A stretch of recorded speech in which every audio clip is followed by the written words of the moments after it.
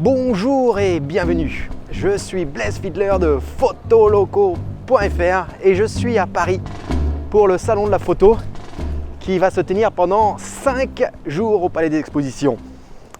Alors, qu'est-ce qu'il faut que j'attende de ce salon de la photo 2014? Personnellement, moi, je suis particulièrement excité par quelques nouveautés de chez Canon, notamment le 7D Mark II, mais aussi Nikon avec son capteur plein format avec le Nikon D750. Chez Sigma, j'irai voir les deux grands zooms, le 150-600, enfin ils en ont deux comme ça, je pourrais voir la différence. Je vais aller jeter un coup d'œil du côté de Tamron, qui ont sorti quelques nouveaux objectifs où je suis particulièrement excité aussi. Et puis du côté de GoPro, où ils ont sorti une GoPro 4. D'ailleurs, tout ce salon de la photo sera filmé avec une GoPro 3 Black. Donc j'ai hâte de voir la différence de qualité avec la nouvelle GoPro et voir si sur des micro-reportages comme ça à la volée, c'est une alternative crédible. Chez Panasonic aussi, je suis particulièrement intéressé par le Lumix LX100. Honnêtement, je l'aurais acheté s'il avait été disponible quelques semaines avant. Là, je suis tombé sur une affaire, sur un autre hybride. Donc ça attendra peut-être un petit peu. Mais je vais aller le palper et je vous donnerai un retour. Et surtout, je vais voir si ce salon de la photo est aussi bling bling que son affiche. On voit là derrière un appareil avec plein de bijoux. Donc je vais aller voir de quel côté on est dans le bling bling ou alors si on est sur la technique pure et dure. Allez, suivez-moi dans mon salon de la photo 2014. Bon, j'ai réussi à attraper un des rares LX100 qui sont disponibles. C'est un peu la bagarre autour de moi. Les gens jouent du coude et si vous regardez autour, ils sont très nombreux à attendre que j'ai fini ce petit reportage pour se saisir, comme moi, d'un des premiers LX100 disponibles en France. Enfin, disponible si vous partez avec en ayant coupé ce cordon. Alors, pourquoi est-ce que c'est un appareil aussi spécial? Parce que, tout simplement, c'est un des rares appareils compacts et qui offre autant de contrôle manuel. Regardez plutôt. Ici, on a en mode programme, il suffit de se mettre tout sur A. Regardez ici la bague de diaphragme.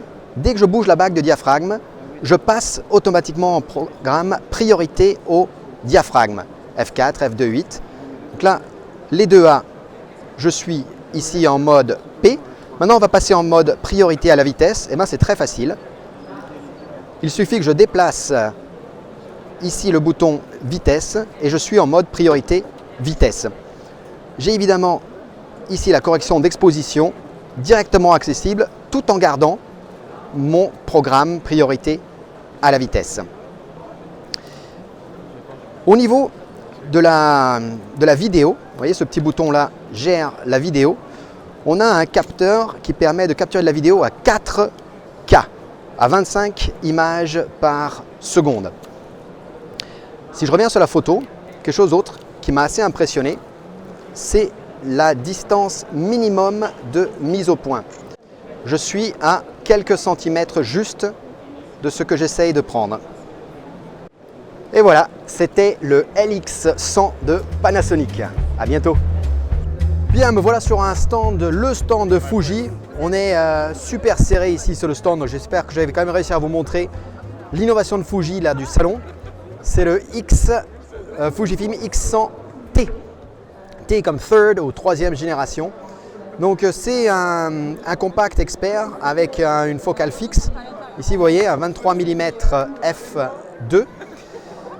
Et comme le Lumix LX100 qu'on vient de voir, ce qui est sympa c'est l'accessibilité des contrôles manuels. Regardez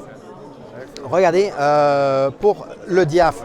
Donc ici ça règle la vitesse. Donc là en automatique je suis donc en priorité au diaph. Ici le diaph, eh ben, je change tout simplement mon diaph ici à la main. La grande nouveauté de cette troisième génération, c'est qu'on est sur des tiers de diaph. Donc voilà, je suis en F2, 1, 2, 3, je suis à F2, 8, 1, 2, 3, F4, etc. Donc c'est très sympa. Et ici, en mettant deux automatiques, donc ici le diaph automatique et la vitesse automatique, je suis finalement dans un mode P. Et ici, j'ai ma correction d'exposition. Alors moi, je l'ai pris en main, j'ai un peu joué avec. Ce que je trouve super agréable, c'est la mise au point, regardez, avec cette bague-là. Donc évidemment, il y a un autofocus, mais c'est tellement bien. Regardez, vous voyez cette partie qui devient rouge sur mon écran? Et bien, ça montre ce qui est au point. Et alors, quand on regarde dans le viseur électronique, on a un micro-contraste sur ce qui est au point quand je bouge cette bague-là, qui est extraordinaire. On arrive vraiment à faire une mise au point de façon extrêmement rapide. Regardez, là, je vais le faire devant. Là. Voilà, boum, là, je suis au point, puisqu'on a vu les cheveux là et les yeux étaient devenus un petit peu rouges. Et c'est encore plus impressionnant quand on le regarde dans le viseur électronique. Alors, je ne sais pas si je vais réussir à le voir dans le viseur électronique comme ça. Et bien, comme ça, voilà. Bon, honnêtement, c'est du grand n'importe quoi là. On arrive à faire une mise au point de façon extrêmement facile.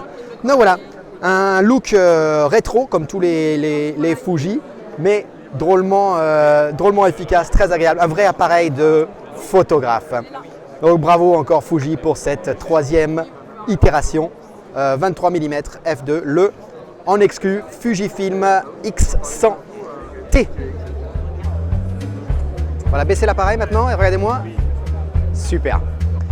Bonjour les photos locaux, Blaise Fiedler en direct du stand Pentax. Et je tiens en main pour la toute première fois de ma vie un moyen format monobloc.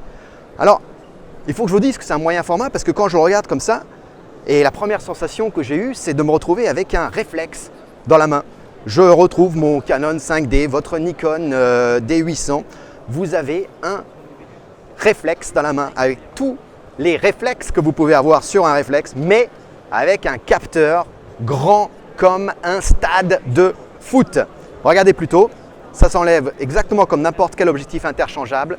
Et puis alors regardez, vous avez ici un capteur de 2 fois la taille d'un capteur plein format. 2 fois la taille, 51 millions de pixels.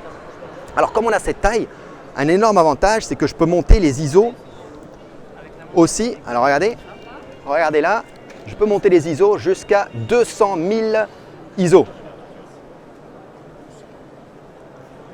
Bon, 200 000 ISO, je ne vous garantis pas que vous allez avoir la qualité d'image que vous pouvez avoir à 100 ou 200 ou 400 ISO, mais c'est quand même un immense progrès par rapport à quelques moyens formats qu'on voyait, les dos surtout qu'on voyait il y a quelques années.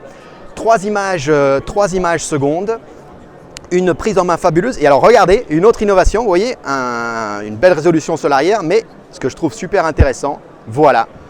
Alors on a toujours dit, ouais, les boîtiers professionnels, il ne faut pas qu'ils aient des écrans orientables et tout ça. Moi, je ne suis pas d'accord du tout. Quand on est sur le terrain avec un écran orientable, on peut prendre des vues ici au niveau de la poitrine, en bas, en haut. On peut faire des choses qu'on ne pourrait pas faire du tout si on n'avait pas l'écran orientable. Donc pour moi, c'est vraiment un progrès de taille. Voilà, donc ce qu'il faut savoir, c'est que quand vous achetez des objectifs pour moyen format, et bien exactement comme pour un APC, il faut faire un peu une conversion de focale. Donc là, par exemple, ici, j'ai un 55 mm. Il faut multiplier ça par 0,8. Donc j'ai à peu près l'équivalent d'un 42-43 mm si on travaillait sur un 35 mm. Le premier, voire le seul monobloc moyen format du monde. Moi, je dis bravo à Pentax pour cette magnifique innovation. Donc en direct du salon de la photo, Blaise Fiedler du stand Pentax. Merci. Ici, je teste la qualité d'image de la Hero 3 contre la Hero 4 à 1080p, 30 images par seconde. Donc ça, c'est des images tout droit sorties des GoPro. J'ai dû faire 2 passages, c'est pour ça que vous n'avez pas la même image à droite et à gauche.